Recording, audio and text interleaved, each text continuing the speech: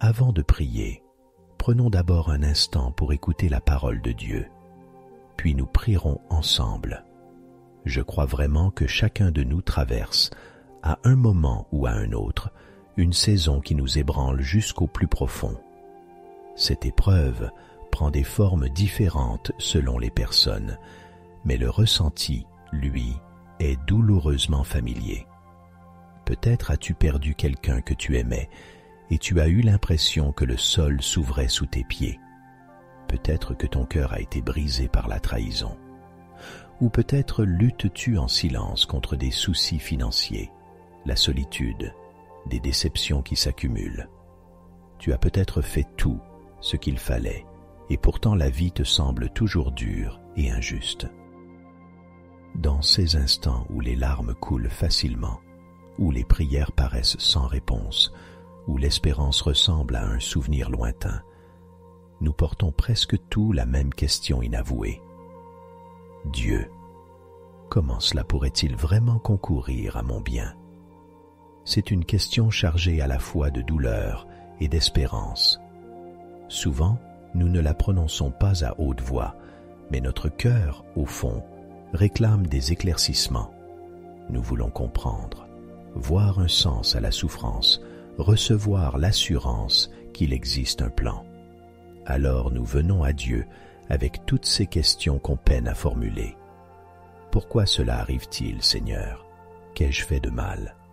Combien de temps devrais-je encore tenir? M'écoutes-tu vraiment? Vois-tu combien je suis épuisé? Parfois, nous nous attendons à ce que Dieu nous déroule toute la carte, le calendrier, le tournant, la percée. Mais, la plupart du temps, il ne le fait pas. Il n'explique pas toujours ce qui se passe pendant que nous sommes encore au cœur du feu. Il ne nous remet pas forcément les réponses alors que notre cœur se brise encore. Et c'est difficile, vraiment difficile. Mais voici la partie magnifique. Même s'il ne donne pas d'explication, il se donne, lui. Il nous offre sa présence, sa paix, sa proximité. Et d'une manière mystérieuse, cela devient suffisant. Quand tu n'obtiens pas le pourquoi, tu reçois le qui, et ce qui est l'encre de ton âme. Nahum 7 déclare « L'Éternel est bon, il est un refuge au jour de la détresse, et il connaît ceux qui se confient en lui. » Oui, le Seigneur est bon, même au pire jour, même quand tes prières semblent heurter le plafond, même quand tes forces sont parties et que ta foi paraît fragile. Il est ta forteresse et il connaît intimement ceux qui mettent leur confiance en lui. Il comprend tes larmes, tes peurs, ta foi silencieuse qui s'accroche à lui alors que rien n'a de sens. Psaume 55, 22 dit « Remets ton fardeau à l'Éternel et il te soutiendra. Jamais il ne permettra que le juste chancelle. Tu n'as jamais été créé pour porter le poids du monde sur tes épaules, ni pour traverser la tempête seul. Dieu veut que tu lui déposes tes fardeaux, car il est fort. Non seulement il portera la charge, mais il te portera toi. Il ne promet pas de faire disparaître chaque tempête, mais de te soutenir au milieu d'elle. Il ne change pas toujours la situation immédiatement, mais il te transforme. Il te fortifie, te stabilise et te façonne justement à travers ceux qui devaient te briser.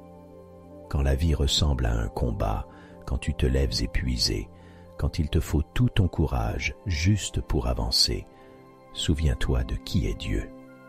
Non pas de ceux que tes émotions prétendent, ni de ceux que tes circonstances insinuent, mais de ceux que sa parole affirme. Il est ton refuge, ta cachette. Il est ton défenseur, celui qui combat pour toi. Il est ta paix. Il reste fidèle quand les gens te faillissent.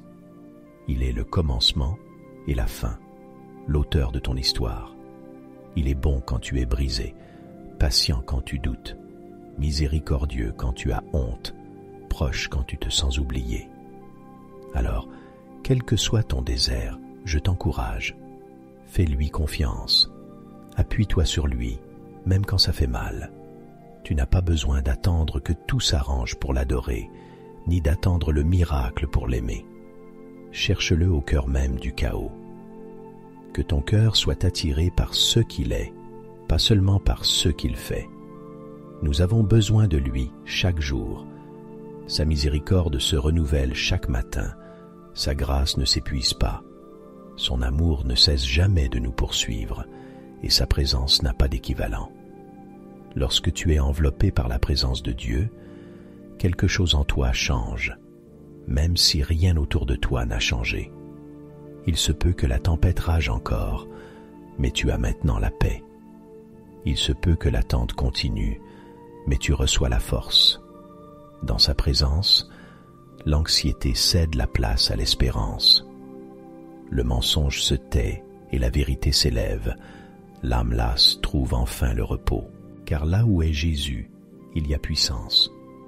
Puissance de tenir quand tout t'invite à tomber, de marcher quand la route est longue, de croire quand tout paraît impossible, de pardonner, d'endurer, d'espérer à nouveau, de recommencer.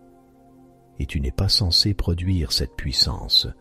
Deuxième épître aux Corinthiens 12:9 rappelle « Ma grâce te suffit, car ma puissance s'accomplit dans la faiblesse. Si tu es faible aujourd'hui, tu es exactement à l'endroit où sa force peut se déployer. Prends donc courage. Tu n'es pas seul. Tes larmes ne sont pas perdues, tes prières ne sont pas ignorées, ton combat n'est pas la fin de l'histoire. Dieu écrit encore, et quand il écrit, la beauté jaillit des cendres. Tiens bon, garde confiance. Prenons maintenant un instant pour prier ensemble. Père céleste, alors que je reste en ta présence, tu me rappelles ce que tu as déjà déposé dans mon cœur. Même quand la vie est dure, tu demeures bon. Même quand je marche dans la douleur, tu es présent. Je n'ai pas besoin de voir l'ensemble pour faire confiance à celui qui le tient.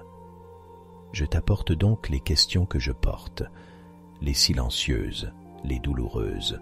Pourquoi cela arrive-t-il? Jusqu'à quand? Les choses changeront-elles un jour? Peut-être ne répondras-tu pas toujours comme je l'imagine, mais tu me réponds par ta personne, tu me rencontres par ta présence. Et Seigneur, cela suffit, tu es suffisant. Merci d'être le Dieu qui ne m'attend pas guéri pour m'aimer. Tu m'aimes au milieu même de ma brisure, tu ne fuis pas ma faiblesse, tu t'approches davantage. Tu restes avec moi dans le feu, tu me tiens dans la tempête. Et quand j'ai l'impression de lâcher prise, tu me rappelles que ce n'est pas ma prise sur toi qui me sauve, mais la tienne sur moi. Aujourd'hui, je m'appuie sur tes promesses qui ne faillissent jamais, comme celle de Nahum 1:7. Tu es bon, un refuge au jour de la détresse, et tu connais ceux qui se confient en toi. Tu me vois espérer en toi, même sans comprendre, et tu me rejoins là. Tu es mon bastion quand la vie est trop bruyante, trop incertaine, trop pesante.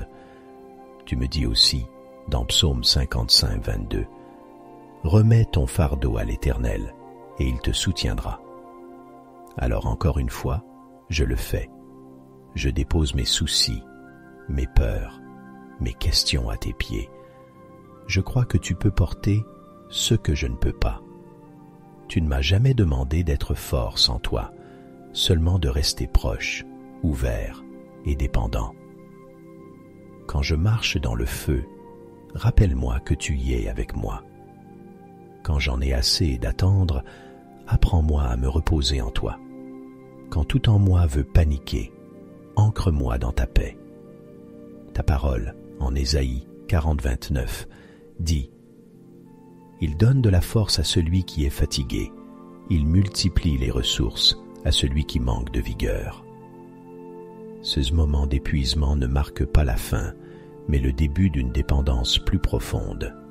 Alors, augmente ma force, remplis ce qui est vide, fais revivre ce qui semble sans vie. Tu es le Dieu qui ouvre la mer, qui parle paix aux tempêtes, qui fait surgir la beauté des cendres. Je n'ai donc pas à craindre ce que je ne comprends pas encore. aide-moi à vivre ce jour sans chercher à tout contrôler, mais en restant près de toi. Que je vive depuis la paix, que j'aime même quand je me sens invisible, que je t'adore surtout quand c'est difficile, car mon adoration ne dépend pas de mes sensations, mais de ta fidélité.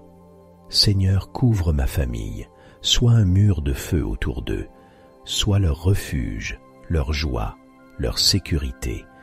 Garde leur cœur, parle-leur en songe, dirige leurs choix, que ta faveur les entoure comme un bouclier. Là où j'irai aujourd'hui, au travail, à la maison, en conversation ou dans le silence, que ma vie soit marquée par ta présence, que d'autres sentent la paix, non à cause de moi, mais de toi en moi. Que ma vie prêche l'Évangile sans même un mot. Ta parole, dans Nombre 23:19, dit que tu n'es pas un homme pour mentir. Ce que tu dis, tu l'accomplis. Ce que tu promets, tu l'exécutes. Tu ne renies ni n'oublies tes engagements. Je me souviens donc, tu es le gardien des promesses. Même si l'accomplissement tarde, ce n'est pas que tu as oublié, c'est que tu agis encore. Je choisis de te louer dans l'attente, de t'honorer dans le silence, de te faire confiance dans l'obscurité, car l'obscurité n'est pas obscure pour toi. Ta parole assure que ceux qui te cherchent ne manquent d'aucun bien. Même si je ne possède pas tout ce que je désire, j'ai toi, et cela signifie que je ne manque de rien. Je ne sais peut-être pas ce que cette journée réserve, mais je sais qui me tient, et cela me suffit. Je t'aime, Jésus. Dans ton nom saint et puissant, je prie. Amen. Si cette prière a touché ton cœur, écris Amen en signe de foi. Je prie pour que chaque bénédiction proclamée ici repose maintenant sur toi, au nom de Jésus. Et si tu as besoin d'une prière particulière, dis-le nous en commentaire. Nous serons honorés d'intercéder pour toi. Que la grâce et la paix de notre Seigneur Jésus-Christ soient toujours avec toi.